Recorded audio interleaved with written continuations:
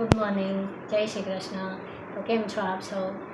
તો આજે પાછું જીઓમાંથી બધી ગ્રોસરી ને એવું બધું લઈ આવ્યું છું.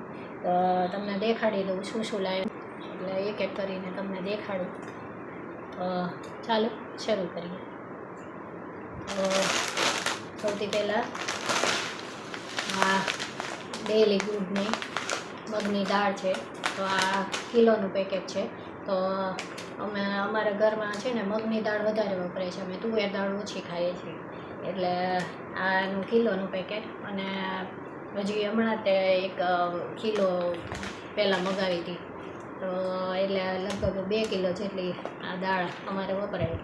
એટલે આ મગની ઓલી છડી દાળ, મગ આ રીતે ડેલી ગુડના છે. આ કિલોનું પેકેટ છે મગનું પણ. મગની દાળ, પછી કઠોળ અને એવું અમે વધારે. તુવેર દાળ બહુ ઓછી ખાઈએ છીએ અમે. છે ને સાંભાર બનાવવાનું હોય કે એવું કંઈક હોય ને ત્યારે તો મારે બહુ બધી પડી છે, એટલે તુવેર દાળ આ વખતે નથી મગાવી. તો ચણાની દાળ, આ ટાટા સમર્પણની છે. આ 500 ગ્રામનું પેકેટ છે. તો ચણાની દાળ ત્યાં થોડીક એવી પડી હતી આ વખતે, એટલે બહુ નથી મગાવી, થોડીક જ મગાવી છે. પછી આ છે મઠ,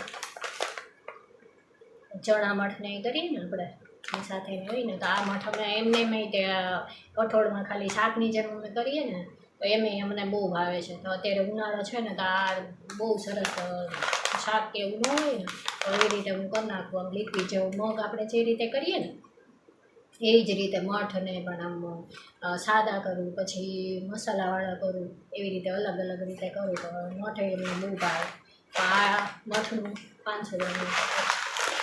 પછી આ છે ઓલા ઘઉંના ફાડા, આ લક્ષ્મીપતિના છે ઘઉંના ફાડા. આ ઓર્ગેનિક આવે છે. એટલે આ છે ને આમાં ઓલું છે, આ ઝીણા દાણાનું હોય ને એ છે. આ થૂલી માટે, એટલે વેજીટેબલ થૂલી કરવી હોય, સાદી કરવી હોય, અથવા એમને મસાલાવાળી કરવી હોય તો એના માટે. પછી આ મિક્સ દાળ છે.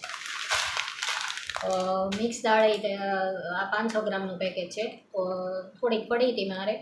તો આ દાળ તમે દાલ ફ્રાયમાં કેમ વાપરવી હોય એવી રીતે કરી શકો. અથવા તો આ છે ને થોડેક આમાં કોતરાવાળી મગની દાળ વધારે હોય આમાં, એટલે આને તમે એવી રીતે એમને કરો ને તો પણ બહુ સરસ બને છે. તો આમાં થોડીક છે ને થોડીક મસ્તી અડદની દાળ મિક્સ કરી દઈએ ને, આ દાળ બહુ મસ્ત બને. આ પણ 500 ગ્રામનું પેકેટ છે. અને આ અંગૂરનું છે. તો અંગૂરની દાળ બધી બહુ સરસ બને. પછી આ પિંક સોલ્ટ, દર વખતે ઓલું હિમાલયનનું લાવીએ છીએ, પણ આ વખતે આ ડેલી ગુડનું છે. એ ન મળ્યું એટલે પિંક સોલ્ટ કિલોનું પેકેટ છે. પછી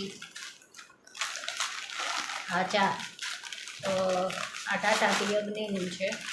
તો આ ઓલી સ્ટ્રોંગ જે રેગ્યુલર આવે ને એ છે. અને આ ઇલાયચીવાળી છે, ઇલાયચી છે. તો આ બંનેને મિક્સ કરી દઈએ છીએ એટલે સરસ થઈ જાય. પછી આ પૌવા તો આપણે જોઈએ છે ઘરમાં, એટલે આ વિજયના પૌવા છે, પ્રીમિયમ ક્વોલિટીના આવે એ છે. તો આ કિલોનું પેકેટ છે. ના, આ 500નું પેકેટ છે. આ 500 કિલોનું પેકેટ છે. એટલે આટલા તો. પછી આ પીળા ચણાનું પેકેટ છે.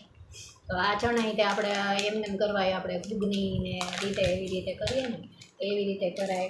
પછી બટેટાની સાથે આપણે જો ઓલા બટેટાનું શાક કરવું હોય કે એવી રીતે કરવા હોય તો આને પલાળીને એવી રીતે પણ કરાય. પછી આપણે ટાઈસમાં કેવી રીતે નાખવું હોય તો એમ પણ ન થાય. એટલે આ ખાલી થઈ ગયા તમારે. આટલા તો બહુ ચાલે છે મને. એટલે આ 500 ગ્રામનું પેકેટ છે. આ પણ અંગૂરનું છે. પછી આ એક લક્ષ્મીપતિનું રવાનું પેકેટ, આ ઝીણો રવો હોય ને એ છે. આમ તો અમે છે ને ઉત્તમનું આવે છે ને એ વધારે સરસ આવે, મગાવીએ છીએ. એટલે આ પહેલી વાર મગાવ્યું છે, એટલે યુઝ નથી કર્યું, જોઈએ પછી કેવું છે. પણ ઉત્તમનો દર વખતે મગાવીએ, પણ એ આ વખતે મળ્યું નહીં, એટલે આ લક્ષ્મીપતિની આ નહીં. જો કે લક્ષ્મીપતિની બીજી દાળ ને એવું બધું ઘણી વાર અમે મગાવીએ તો એ સરસ હોય છે, એટલે આ હશે તો સારું. તો પછી તો આ કેરેલા બનાના ચિપ્સ છે, તો આ બિયોન્ડ સ્નેકવાળાની છે. તો આ ચિપ્સ બહુ સરસ આવે છે, તમે ન ટ્રાય કરી હોય ને તો કરજો. તો તમે નાના બાળકો હોય ને એને ભાવશે એવી છે. તો આમાં 3 ફ્લેવર આવે છે, એટલે હોટ એન્ડ સ્વીટ ચીલીવાળું છે. તો આના 2 પેકેટ હતા, પણ એક ગુડાએ ખાધું હતું એટલે. પછી આ ટોયલેટ ક્લીનર મગાવ્યું છે, તો આ વખતે ક્લીનેસનું મગાવ્યું છે. તો આ વખતે મેં કીધું કંઈક નવું ટ્રાય કરીએ. આ રોઝવાળું આવે છે, એટલે આમાં છે ને કોમ્બો હતું આવી રીતે, આ 500નું અને આ લીટરનું એવી રીતે. એટલે આ વખતે આ મગાવ્યું છે, જોઈએ હવે કેવું જોઈએ છે. પછી આ પ્લેટફોર્મ ક્લીન કરવા માટે મિસ્ટર મસલ કિચન ક્લીનર. પછી આ સાબુ લીડીના છે, મોટા સાબુ આવે છે ને, 4 આવે એકમાં.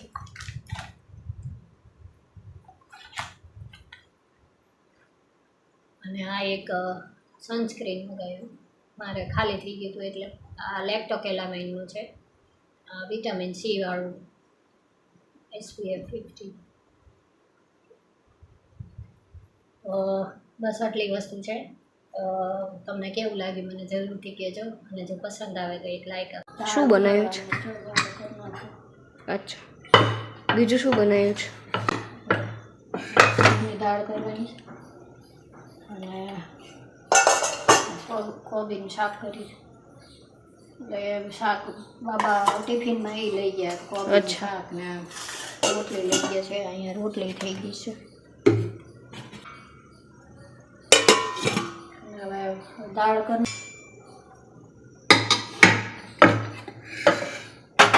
ભાતે મૂકી દીધા, ભાતે થઈ ગયા સરસ. સારું, જલ્દી કરી નાખજો હો, જલ્દી કરી નાખજો. હા.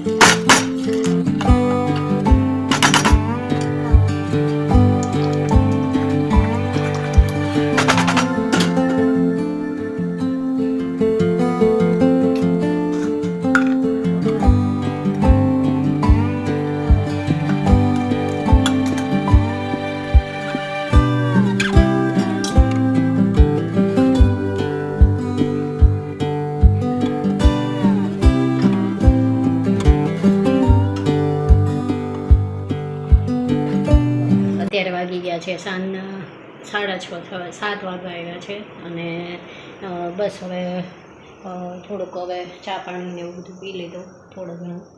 અને અહીંયા જો થોડા એ નાખીશ પહેલાં, અને પછી બસ જો રસોઈમાં આજે વિચારું છું કે ફૂલી કરી નાખું થોડીક. એટલે હમણાં તમે મારા ફેસ ઉપર એ થોડુંક ઓલું લાગતું હશે અહીંયા ફેફરને એવું, કારણ કે તબિયત હમણાં થોડીક ઢીલી થઈ ગઈ હતી. એટલે ગયા વખતે તો બસ એ બધું કામ ને એવું બધું પતાવી દઉં, તો બસ આજનો બ્લોગ અહીંયા જ પૂરો કરું છું. જો તમને પસંદ આવે તો એક લાઇક આપી દેજો અને મારી ચેનલને સબસ્ક્રાઈબ કરજો અને મારી ચેનલ જોતા રહેજો. Thank you. જય શ્રી કૃષ્ણ.